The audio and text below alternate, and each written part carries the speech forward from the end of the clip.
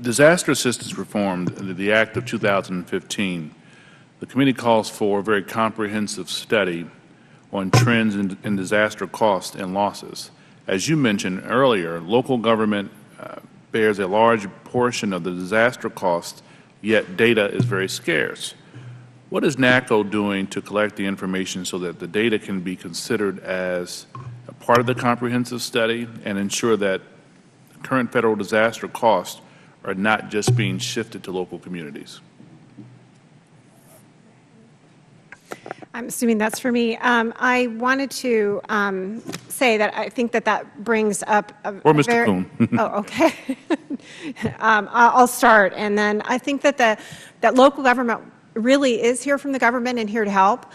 We want to know from you how we can best provide you the data and the information for those of us who have done this before. And in my case, we've had 4 declared disasters.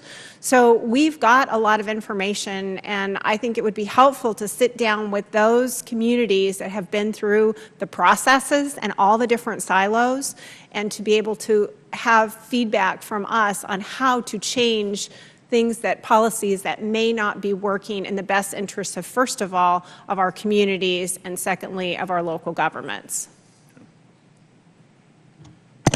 Ranking Member Carson, the question you ask is a question that many of the folks asked as they were responding to the proposed deductible concept from FEMA, which is, how do we capture all of those costs? What's the methodology? What is going to apply in that situation? Is it you go out and remove a tree that just fell on the road overnight, or is there a certain threshold at which you start measuring those dollars? We still are having those kind of conversations to figure out exactly what costs do we need to capture.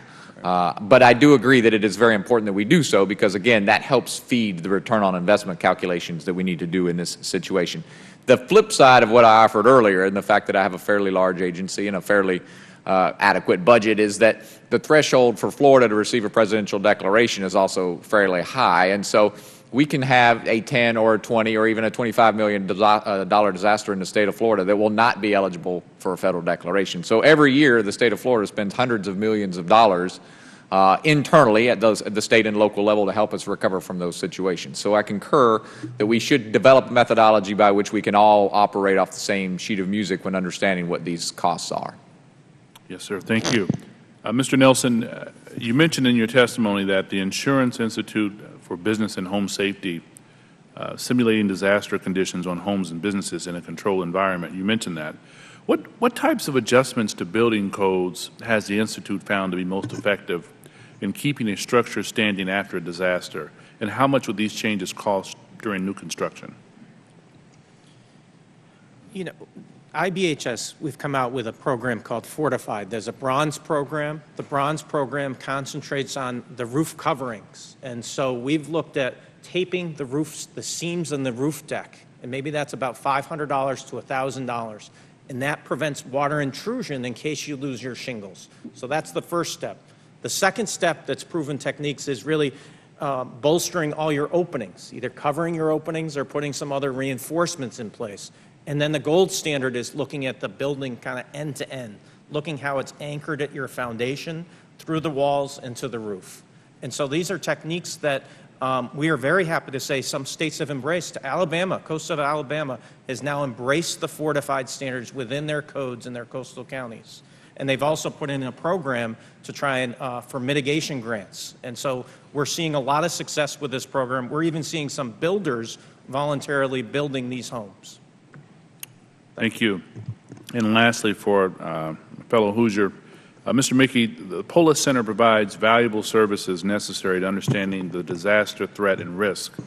How does the Polis Center help us understand, make its services known to others, and can you expand on some of the successful collaborative projects with state and local entities that the Center has taken?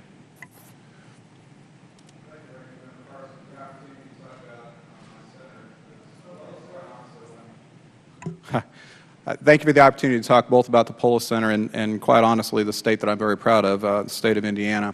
Polis has been around since 1989. We've got 27 years of successfully linking in community and academic expertise.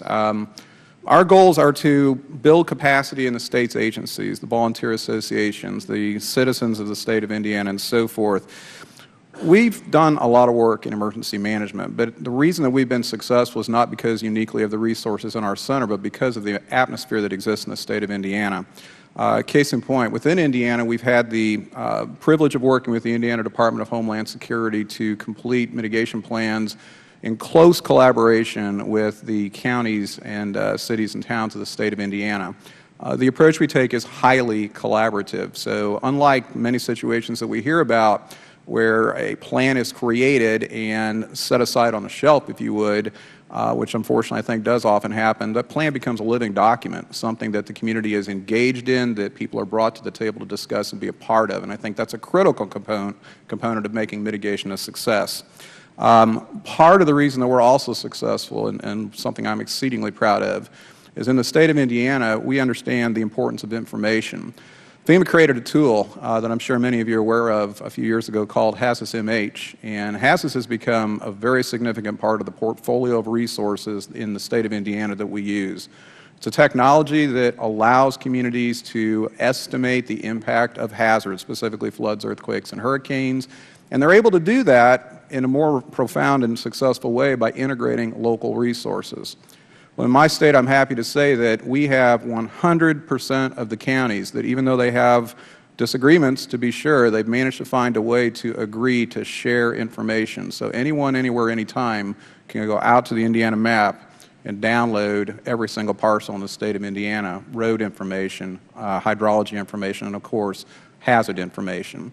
That information, combined with other resources in the state, makes it possible for our citizens to be much better protected and much better able to respond to disasters than others might be. We have taken that success story, I'm proud to say, to other states as well. We're very much about building capacity.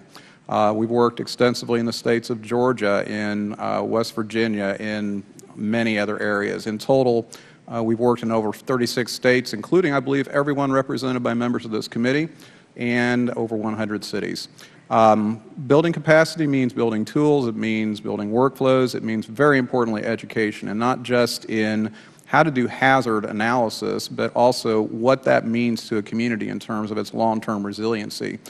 We believe firmly in connecting the fabric of the community to the solution. So hunger, homelessness, issues like that are just as important in understanding how a community will or will not be resilient to a disaster as understanding whether a building is going to fall down or stay upright. And we look at all of those things and try to bring together in a synergistic way the conversations to allow people to take advantage of that knowledge. Thank you, sir. Thank you, Mr. Chairman. I yield back. Okay. Mr. Graves. Thank you, Mr. Chairman.